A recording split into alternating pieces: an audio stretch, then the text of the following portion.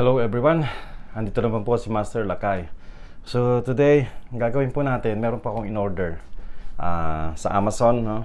So ngayong araw na to mag-unbox po tayo. Unbox po tayo ng isang sound card. Kung hindi ako nagkakamali, ito ay isa sa mga bago yata to, no? Bago sa 10 lang. So sound card po siya. Ito yung ating i-unbox, yung bagong 10 lamp sound card ng 10 lamp. Okay?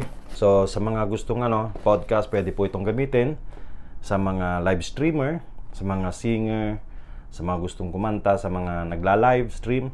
Yan, pwede po ito. So actually meron akong isa, itong G3. Ito, meron ako isa rito, G3 yan, 10 lamp din yan. So bira ko na lang siyang gamitin. So this time, nung nakita ko to, nagustuhan ko, sabi ko, kuha ko, mag-order ako. So ngayon, i-unbox lang natin ngayon. So hindi natin siya gagamitin, pero papakita ko na yung kahit kung paano to. So ito po siya, G10 po siya, 10 lamp. Yan. So i-unbox natin. Tingnan natin kung anong laman.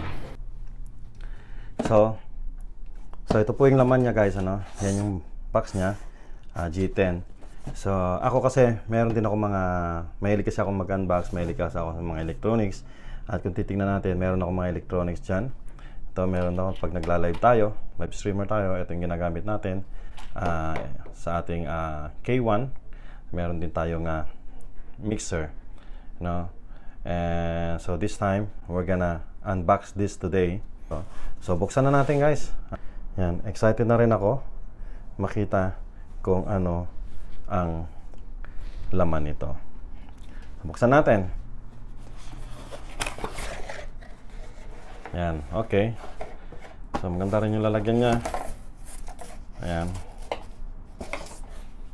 Tingnan natin.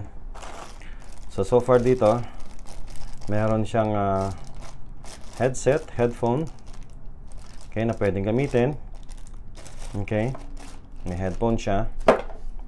Then meron din siyang mga tatlong TRS yata o TRS yata to, So para pwede natin gamitin. Meron siyang dalawa. Okay. And then ito naman, meron din siyang USB at USB-C. So ito yata sa likod nito, and then ito yung papunta sa computer. Iko-connect natin 'yan. Then, ayos to Okay, meron din siyang controller. Okay. So monitor output. Yan, may controller siya, So ito, meron pa isa. So meron din siyang Type C plus USB. So I think ito yung mga pwede mong isaksak kung sa mo gustong isaksak sa cellphone, sa iPhone kung ikaw ay naka-iPhone. Okay, meron din siyang USB-C to USB. Okay, simple lang. So ngayon, ito na yung pinakamalupit. Okay, so ayan, tingnan muna natin. So meron din siyang manual. Ito yung tinatawag na G10 mixer. So ngayon, bubuksan na natin ito ngayon. Tanchararan. Tingnan natin. Alam nyo, maliit lang pala siya, Akala ko malaki siya. So mga siguro, kung hindi ako nagkakamali, mga 10 inch yata to. Mga 10 inches or 12 inches siguro to, So yan, so buksan natin kung anong laman ito. Ayun. Yan. So ito yung laman niya. Hindi ko nagkakamali. Ito yung yan. Tingnan natin kung meron siyang okay. So ayos to. Ganda. Okay, metal din naman siya. Pero ito dito, plastic. Hindi, plastic lang pala. Hindi siya metal. So mukha lang siyang metal, pero hindi siya metal. So tingnan natin kung mata-turn on na, pwede natin siyang i-turn on.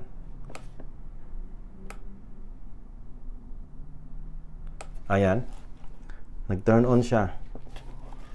Okay. Alright. Okay, so ito, no? Pwede ba siya, touchscreen ba siya? Hindi, pero okay. Taas natin. So, naaangat pala to, no? Pwede siyang i-adjust. So, dito meron siyang monitor. Okay, tingnan natin. So, ito yung music. Volume. So, na-adjust natin, ano? So, meron, nakikita natin yung pinaka-digital, ano niya dito. Then, sa monitor naman, ayan. Ito yung monitor. So, pinaka-malakas niya is 16. Okay. Sa reverb, saan yung reverb?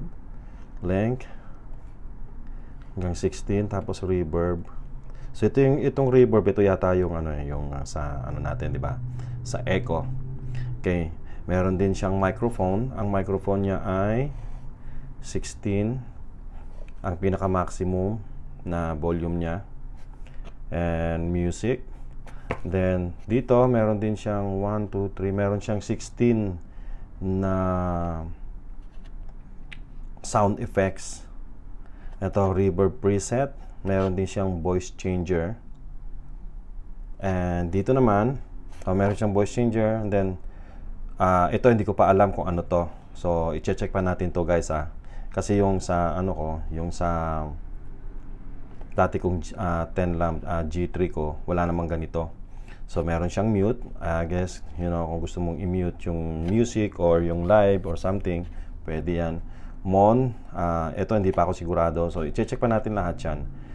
Custom mode storage, custom mode delete. Yan, di ko, yan. So, unbox lang naman tayo para makita lang natin kung anong laman nito, anong nasa loob nito. Pero ang ganda niya. Tapos dito, meron siyang high, mid, and low. Speaker. Yan, ito yung volume para sa speaker output mo. And then, meron din siyang pitch, no? Meron din siyang auto-tune, pitch, timbre, and INST. Hindi ko alam kung anong meron dito. So, ito yung pinakaharap niya. Ito, ma-adjust natin to kung gusto mong ipatayo pa ganon. Okay? Yan. Very professional siya, no? Ang gandang tingnan. So, hindi siya ganong kalakihan. Ito, siguro mga nasa 12 inches siguro to. 12 inches. So, tingnan naman natin dito sa harap niya. Okay. Ngayon lang ako nakakita ng B8 na ayan, monitor. Ayan, headset. So, usually nandito sa likod, di ba? Yung headset. So, dito naman, headphone. So, mamomonitor mo, nandito sa harap siya. Dalawa ang nakalagay. Analog output. Ayan. Update SW. I'm not sure kung ano ibig sabihin nito. Hindi ko pa nakikita yan. Titingnan natin dun sa pinaka-manual. So, ngayon, dito naman tayo sa likod. Ito, DC bolt. So, ito, i-connect mo sa computer. Ito yata yun. Okay. Ito, yung USB-C. Tapos, papunta sa computer. Or, meron din tayo dito, live 1, live 2. Kung gagamit tayo ng cellphone. Okay. Or tablet. Magla-live tayo. So, instead na computer ang gamitin natin, pwede tayo sa live 1 and live 2. So, itong music. So, ito yung mga background music, guys, na pag tayo ay nasa live stream at gusto natin magkaroon ng background, so dito natin isasaksak, which is gagamitin natin itong isang dulo nito, and then yung isang dulo ay doon sa inyong tablet. So pag nagpatugtog kayo ng music sa cellphone ninyo, papasok yan, lalabas dito, papasok dito at papasok dito, and then at the same time papasok yung music dito, and ipapasa naman niya ngayon, it's either doon sa live 1, live 2, or kung sa computer ang gamit ninyo. So, meron din tayong mic input. Yung mic input, ito ay yung sa dynamic, no? Dynamic input, line in. So, meron to. At, ito pa maganda. Meron din itong microphone din. Ito pa, microphone din to. So, ito yung dynamic siya, na pwede mo siyang gamitin na yung tulad nito. Yung tulad nito ang dulon to. So, pwede mo siya ikabit din dito, no? Or, di kaya naman yung XLR para dito.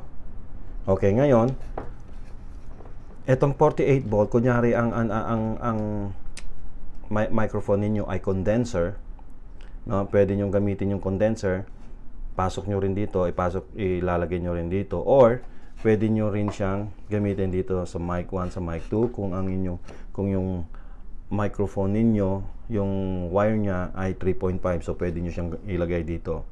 And then, pwede nyo siyang gamitan ng 48 volt para mas malakas yung hatak. So ayan, meron siyang 48 volt phantom power. Okay, galing, meron na siyang built-in. Usually mga B8, mga sound card, walang mga phantom power. Tulad nito, wala siyang phantom power. Pero ito, may phantom power. So usually, ito guys, wala akong phantom power. But since na ginagamit ko ay isang dynamic, no, isang dynamic na microphone din ang aking ginagamit, or yung condenser ko na microphone, ang ginawa ko para mas malakas yung hatak ng sound, ginamitan ko from yung condenser ko, ginamitan ko ng phantom power. So mayroon akong phantom power din dito, tapos siya nakakonect yan dito.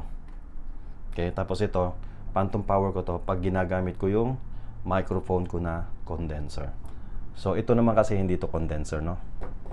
So nakakonect yan dito automatic sa ano ko, automatic sa aking Yamaha G10 MG10X, pero ginagamitan ko rin siya ng cloud lifter. So anyway, so balik tayo dito. So yan, so makikita natin meron din siyang headset dito. Okay, meron din siyang speaker. Okay, kung gusto nyo gumamit ng speaker.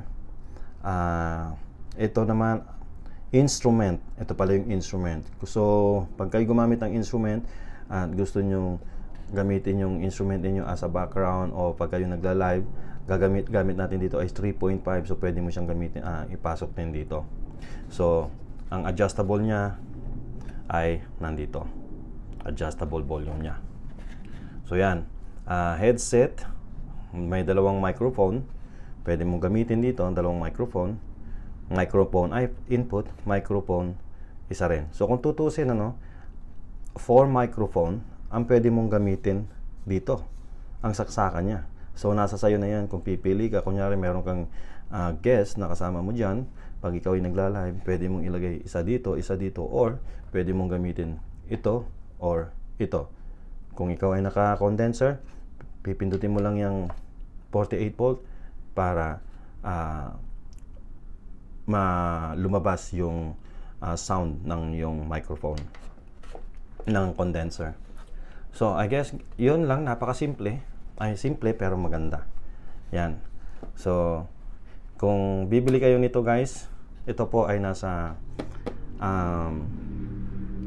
almost almost $200. Ito po, ito lang. Meron kayong mabibili na isang set po nito kung gusto ninyo, may kasamang mic, pero nasa 300 plus po siya, or almost $400. Pero hindi ko na kailangan kasi ng mic, kasi meron kasi akong isang microphone na galing din ng Templam nung binili ko.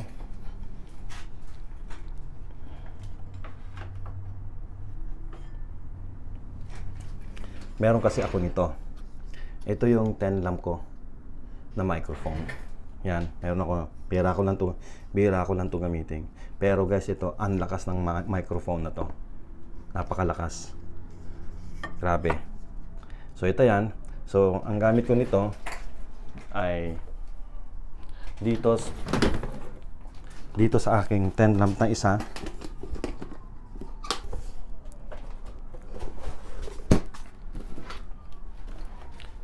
Which is ito yung Tenlam ko. So ito, nung nabili ko to, kasama yung microphone, kompleto to. It was a full set. At makikita ninyo, ayan yung box nya. Ito, may kompleto. So ano siya, nasa $300 something siya, almost $400. Then nung yan ay nabili ko, ito sa liit nito. So ito, matagal-tagal ko na rin itong hindi nagagamit. Kaso ito guys, wala siyang 48 volt at wala siyang dynamic na pwede mong gamitan. Pero pwede mo siyang gamitan ng 48 volt din kung gusto mo. Kung gusto mo lang din gamitan, no? Pwede mo rin siyang saksakan ng 48 volt. Which is ayun, gagamit ka ng 48 volt na ano. So ito yan. So ito yung luma ko. Ito yung G3. So ngayon naman, meron tayong G10. Kaya yan, ganda niya guys, oh. I'm so excited para gamitin to. Ito, unboxing lang to guys, ha. Hindi pa siya review. Unbox lang natin. Tingnan natin kung ano yung mga ano nito. Which is, hindi naman siya ganong kabigatan guys, ha. Saktong-sakto lang yung bigat niya. Okay. So ayan guys. Okay. Meron pa pala kasi hindi ko pa nasasabi to. So ito mga to dito guys, ha. Hindi pa ako sigurado kung ano to mga to.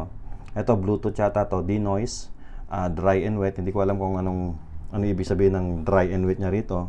Namamasa siguro, tumutuyo sa siguro. O di ba, sana all basa kasi wet eh. Tapos dry, o di ba? Tigang ang tawag niyan. Docking, hindi pa ako kabisado dito kung ano tong docking. Auto tune, yung auto tune, yung tinatawag yung pitch mo na anong gusto mo. BGM, kung hindi ako nagkakamali, BGM is Boholana Jela, yan, mix, yan, Boholana Jela mix. Okay, kasi may kaibigan ako GBM, yan.